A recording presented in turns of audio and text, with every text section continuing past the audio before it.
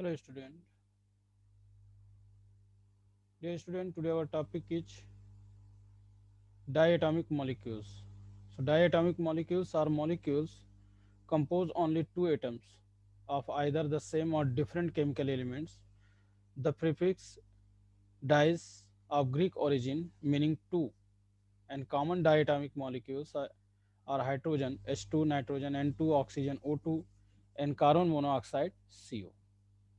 And seven elements exist at a homonuclear diatomic molecules at room temperature H2, N2, O2, F2, Cl2, Br2, and I2.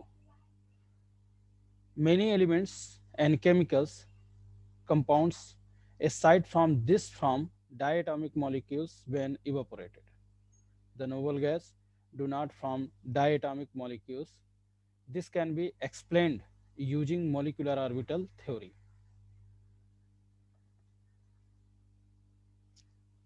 So, the molecular orbital theory introduction.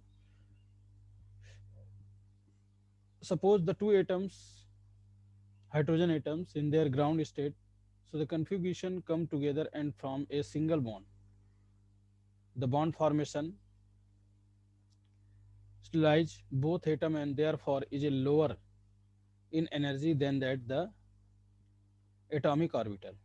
So this is also observed in valence bond theory,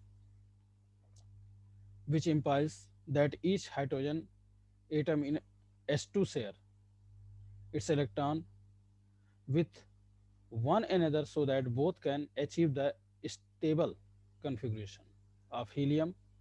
And second, on top of that, MO theory allow one of put the amount of energy released from a bond formation and a distance between two bonded atoms, as well as predict the magnetic properties of molecules or a substance. For hydrogen, the bond strength is minus 432 kilojoule per mole, and the bond length is 74 angstrom. And hydrogen is a diamagnetic molecule because the electrons pair up. Therefore, it is not attracted by a magnetic field. So, bonding and anti-bonding molecules orbital in S2. So, each hydrogen atom has a 1s atomic orbital. When two hydrogen atom come to a proper proximity, there is one s orbital interact and produce two molecular orbital, a bonding molecules and an anti-bonding molecules. So if the electron are in phase, they have the constitutive interference. This result in a bonding sigma and electron in the bonding reagent. So in this figure, schematic representation of bonding molecules orbital. If the electron are out of phase, they have the destructive interference. This result in an antibonding sigma. This MO has a decreased probability of finding electron in the bonding region.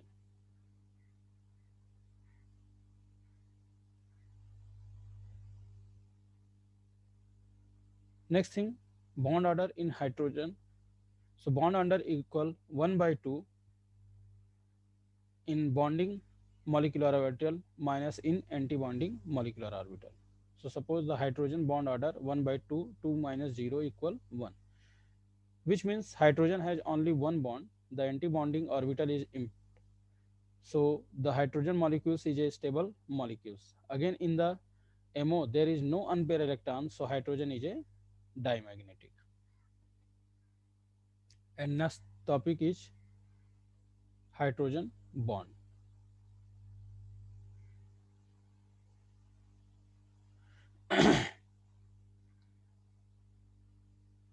So hydrogen bond in compound of hydrogen which strongly electronegative elements such as fluorine, oxygen, and nitrogen.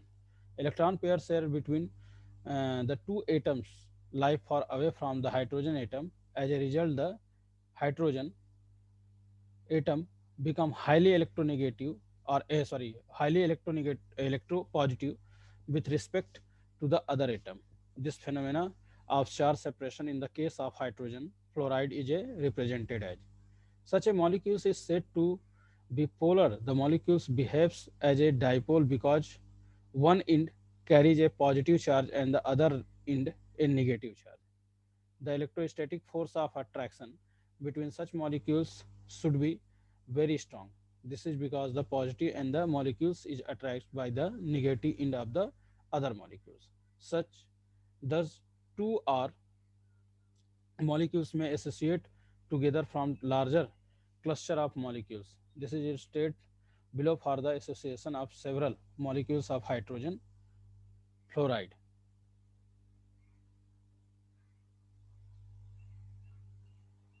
The cluster of hydrogen fluoride molecules may be described. So it may be noted that hydrogen atom is bonded to the fluorine atom by a covalent bond in one molecule and by electrostatic force by the hydrogen bond to the fluorine atom in adjacent molecules. So hydrogen atom is thus seen to act as a bridge between the two fluorine atoms, and the attractive force which binds the atom of one molecule with an electronegative atom such as fluorine, oxygen or nitrogen of another molecule generally of the same substance is known as hydrogen bond. In next video we discuss some other slide of this chapter.